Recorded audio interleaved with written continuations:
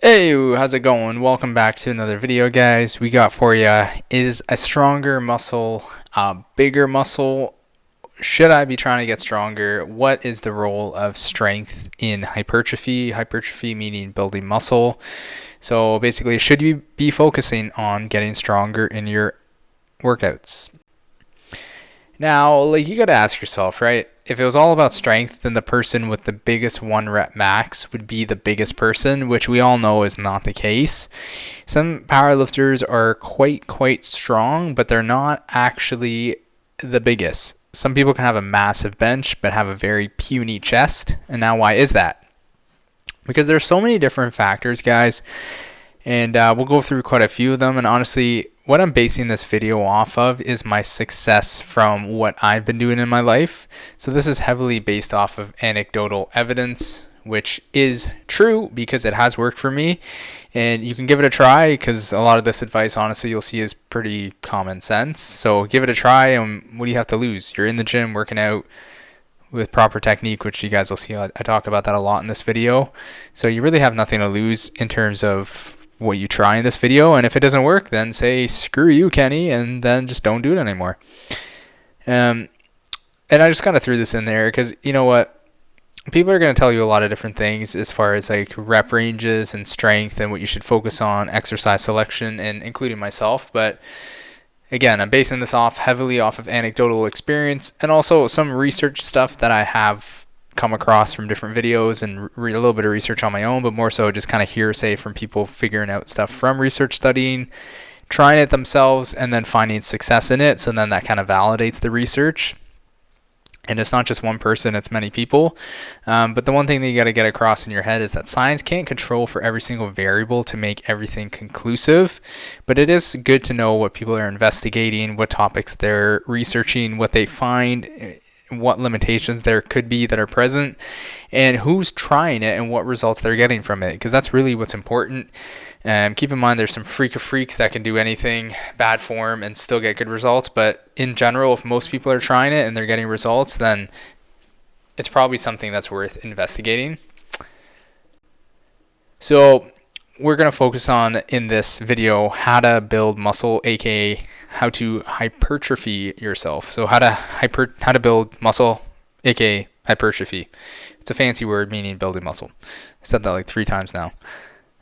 So it's all about proper technique, honestly, guys. Like, people are going to say when you train within your rep range, anything that gets you to failure or close to it or even a little bit beyond it, doing some intensifiers like partial reps or some drop sets, or obviously if you have a training partner, doing some force reps, anything like that within the range of failure within 8, or I think it was within 5 to 30 reps is good. But honestly, I think 5 is a little bit too low, 30 is a little bit too high.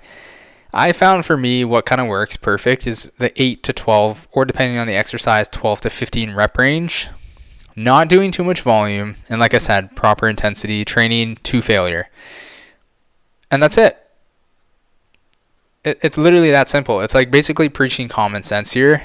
If you're doing proper technique, you have enough intensity, so proper technique, intensity, you're not training with too much volume, so therefore you're actually able to recover in between workouts and progress in your strength. Oh, I'm kind of jumping ahead of myself there. You're not beating yourself into a hole that is too hard to dig yourself out of in terms of recovering. Then if you do that and you focus on getting stronger within those parameters, you will get bigger, 100%. So the strength over time, and you're going to notice that as you keep working out, you're going to have one of those random days where you just feel like the weights are super light, and then you can go really heavy and PR on something, and then your baseline strength after that is better, so you can lift more weights after that workout than you typically do on average. And even though you may not lift as much as you did on that day that was the super high PR, you're still going to be lifting on average more weights, and then eventually that cycle repeats itself, and then you look back in months time and you've gotten much stronger. And that's just kind of how this strength game works. So more weight, or the same weight for more reps, or for better control, controlling the negative more, having more of a pause, having more power on the positive motion of the the rep. So if you're bench pressing, having a more powerful press while keeping your technique the same means that you're stronger because you're manhandling or woman handling the weight, which means that you have increased your strength. So it's not just adding just bare weight to the bar. And guys, this is my phrase, my saying, you get worse before you get better. So when you first switch to proper form, you'll have to lift way lighter, way lighter, but you don't want to get discouraged. You want to leave your ego at the door. So just to give you guys a good example, so I was pressing 70-pound dumbbells, 75-pound dumbbells. I'm like 160 pounds. I have really long arms, I swear. That's why I can't bench that much. That's my excuse. Guys, when I drop my technique to actually be using my chest muscles and not my shoulders and excessive momentum, which means, first of all, chest up, shoulder blades back, and pressing with my chest and not pressing with my front delt so heavily. Guys, literally my strength dropped so much, and also I controlled the eccentric more, so you're not just dropping the weight, pressing it, dropping it, pressing it. You're actually lowering the weight with your muscles. So you're actually using your muscular strength, not momentum, and you're not bouncing out of the bottom, therefore nullifying this whole portion of the rep that you're not actually using your muscles. It's just momentum and spring, like a spring reflex of your muscles. Basically, your muscles are basically recoiling like a spring. You're using that reflex in gravity to skip all that. I did that so much. So once I got rid of all that, guys, I couldn't lift nearly as much weight, and it took me so long, and it just felt so weird to be using such light of weight. But months and months later, I don't know the exact number of months, I am now using 70-pound dumbbells again, but now with the same technique that I've been using when I had to drop the weight initially. And now, as a result, my chest is way bigger because that is the increase in strength of my chest actually doing that movement, because now I have the proper form. Now, that's really important because, honestly, you'll go through life and realize that there's so many people that are going to leave results on the table just because they can't leave their ego at the door. And truth be told, nobody cares what you're doing in the gym. So basically what you want to do, guys, my suggestion is you want to keep a main routine.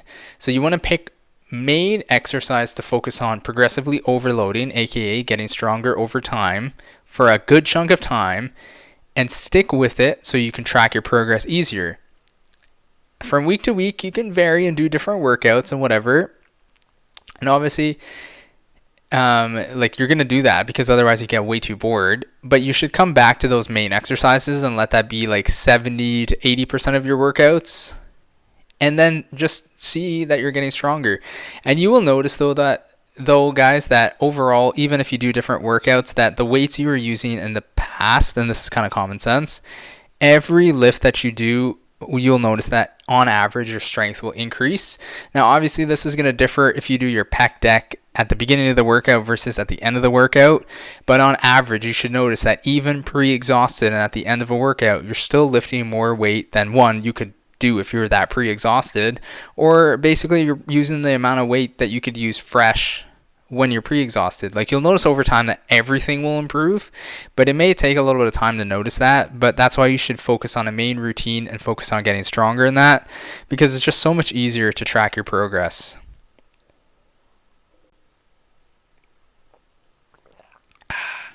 So, like I was saying before, don't get bored. You got to switch up your main workout and focus on PRing on something new. And don't expect to PR every single workout. PR when you're feeling strong, when you're feeling good, because if you rush it and try to PR when you're not feeling good, you're going to end up getting injured, and that kind of nullified the whole main effect of this program, which is using proper technique to minimize injuries and to obviously get the muscle that you're actually targeting to actually grow. So just remember, guys, some workout, even if it's not the most optimal scientific, super califragilistic workout. Honestly, I'm not dissing science people. My profession, I have a Bachelor of Science with honors, and I'm in the healthcare industry, so I'm not dissing science. Science is definitely good, and like I mentioned in the beginning of the video, you want to know what's going on, but you have to keep in mind that science can't account for everything, and that's part of what science preaches, is that they're constantly learning each day and changing things, and a lot of the things they get wrong, and when they figure out the right answer, they correct themselves and then they move on. So not everything that science is saying right now is necessarily true, nor will these people hold true to these stances when they figure out that it's wrong.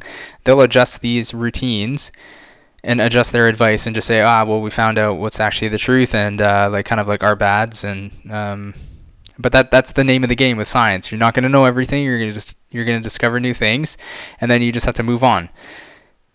So let's take a look at what I'm progressively overloading right now. And just like I said, keep in mind that I do change things up, but this is my main routine that I do. So for back, guys, I'm focusing on pull-ups.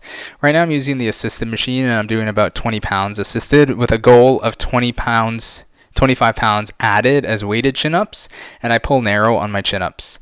And then I'm using the one-arm dumbbell row for like 85 to 90 pound dumbbells. My goal is about 100 pound dumbbells.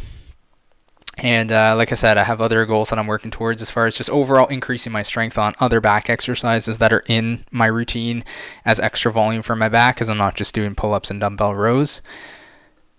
Legs, guys, I'm really trying to push the hack squat right now. I'm doing like 245 pounds with a goal of 315, and I'm just thinking of it as like a barbell weight, even though it may not be an actual like 2 plates aside plus a 10 might not actually be 245 pounds. It'll probably be less, because the hack squat, I guess, like sliding thing with the seat and with the shoulder rest and everything probably doesn't weigh 45 pounds, but it might.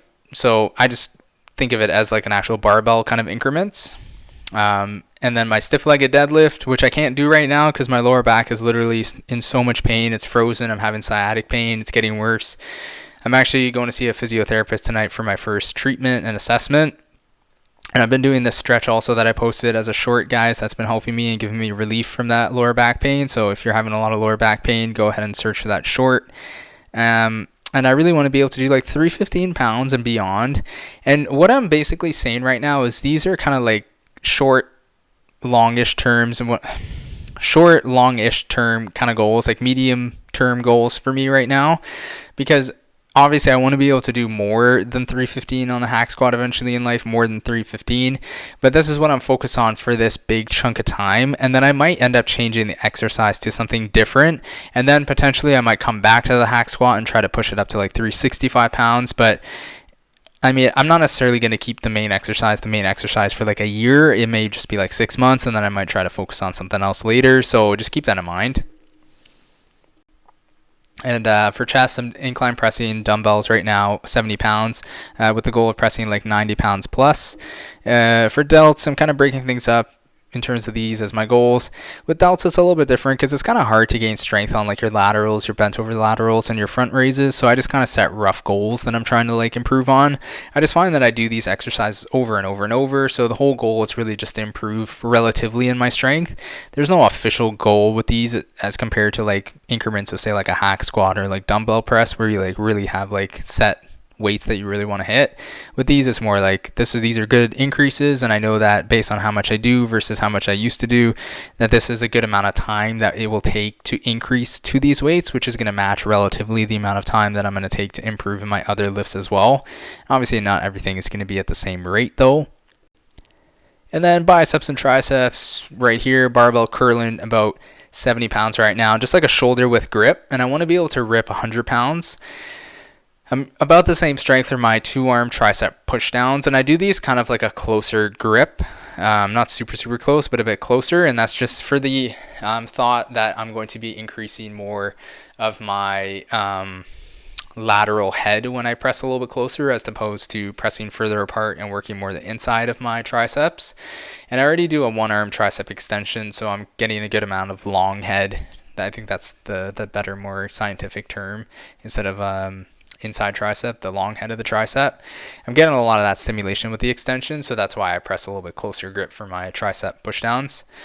And I can't remember if it's exactly 100 pounds that the stack goes to, but it's somewhere close to 100 pounds. So this is, again, like a relative goal, so to speak.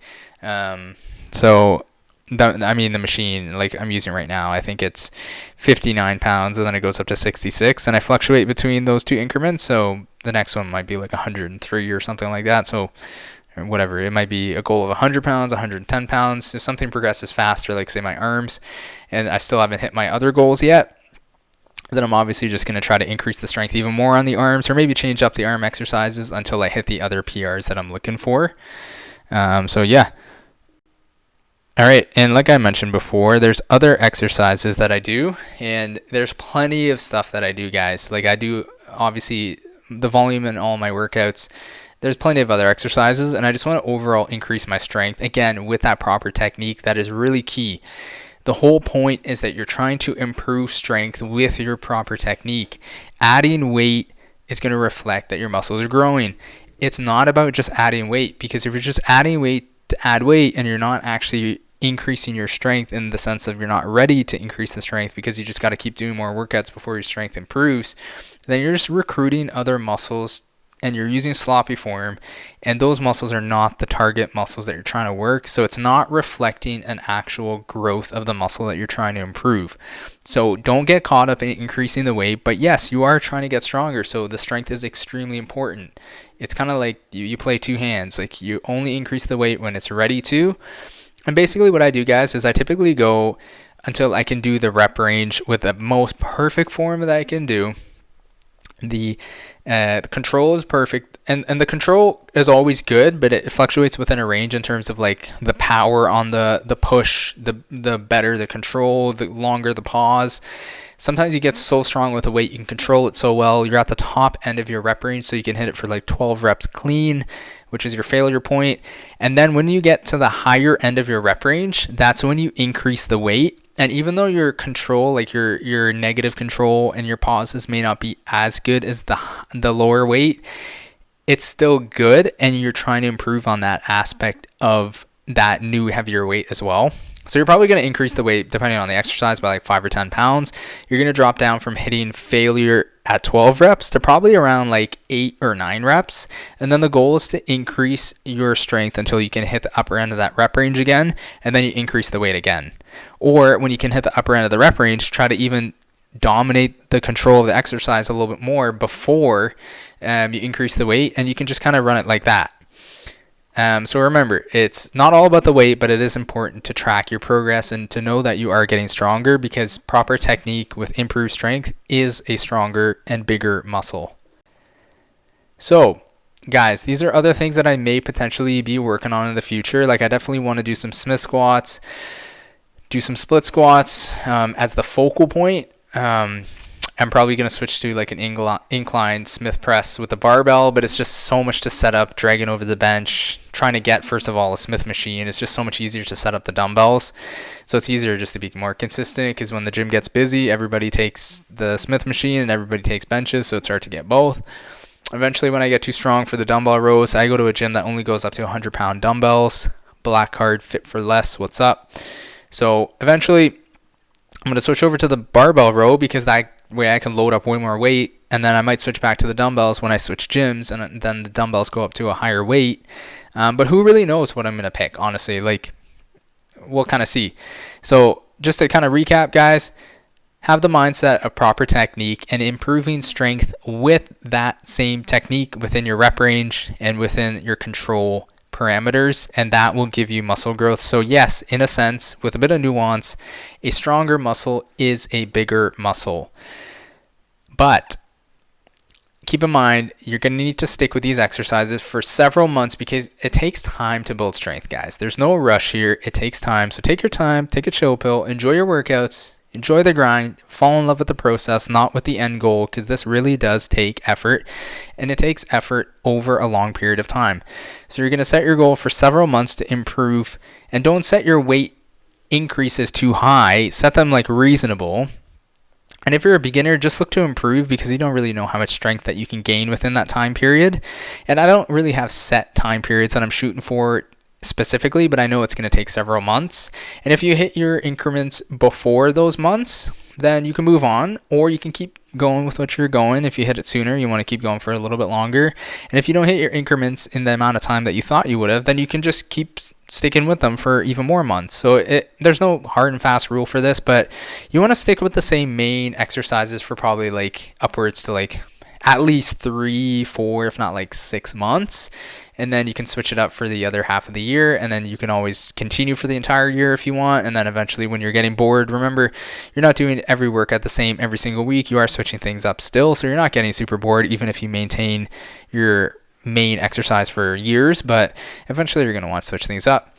Anyways, guys, that's the end of the video. I hope you guys enjoyed. I was kind of messing around with different angles, focusing on figuring out what kind of angle is the best, what kind of height is best for me to speak into the mic to have the best audio, not to have it super loud like this versus, I don't know if this is too quiet, but I'm still learning this YouTube thing, so please bear with me. Hope you guys enjoyed the video. Hope it helped you out. If it did, leave a like, subscribe, leave a comment, and I hope to see you guys in another video. And yeah, that's it for me. Signing off. Peace out.